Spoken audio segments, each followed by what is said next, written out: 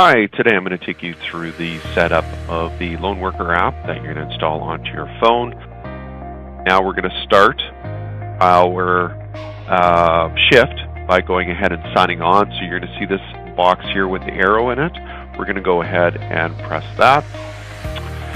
And this takes us into kind of a sign-off page here. So this is going to be the time that you think you're done for the day, and really we're setting this as kind of an alarm clock, just to remind us that we don't go home and we put our phone on the table and then head out. We just want to make sure that at the end of our shift we sign out. So I'm going to go in here, I'm going to press that, and today I'm going to leave here at 4 o'clock. See if I can get out of here earlier today. So 4 o'clock, I'm going to go. I'm going to press OK. That resets that. Now, you may, if you're outside, you're probably picked up on GPS. I'm inside an office right now, so it's going to have to do a manual location for me off the bat. So I'm just going to go ahead and I'm in the office. You type it in once, and it'll hold up to the last 10 places that you were. So you can just quickly hit that when you start. I'm going to hit apply. I'm going to hit sign on.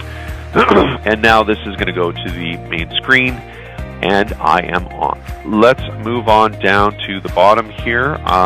There's an assist button. I'm not going to spend too much time on that. That is something that you can do internally, but essentially it's a non-medical emergency.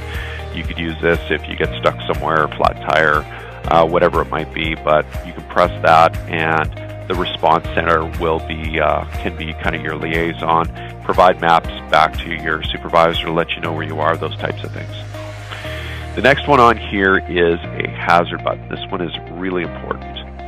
And what this is designed to do is to override your safety timer. So right now I have a 2-hour safety timer, but that's okay for a majority of the day. But let's just say I'm about to go do something a little more hazardous. So what I'm going to do is I'm going to go click on this right here, and I'm going to put in what the hazard is that I'm doing. So I'm, let's say, working on electrical.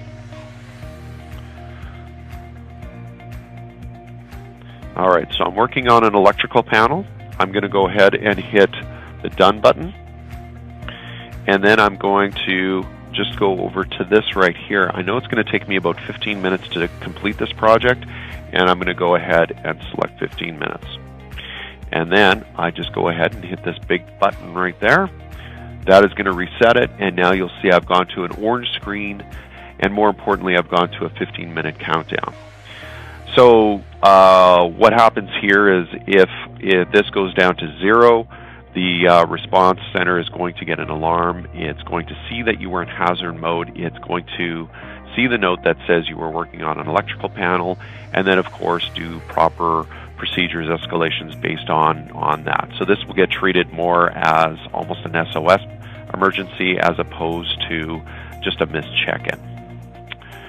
All right, you can reset this if you like, if you need more time, but in this case, I've now completed it, and I'm going to go ahead and hit cancel.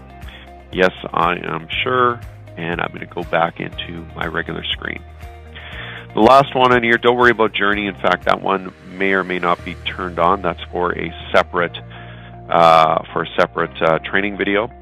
We're going to go to the emergency button here right now, and of course that is exactly what it is. You're in medical distress, or there's an accident or something like that.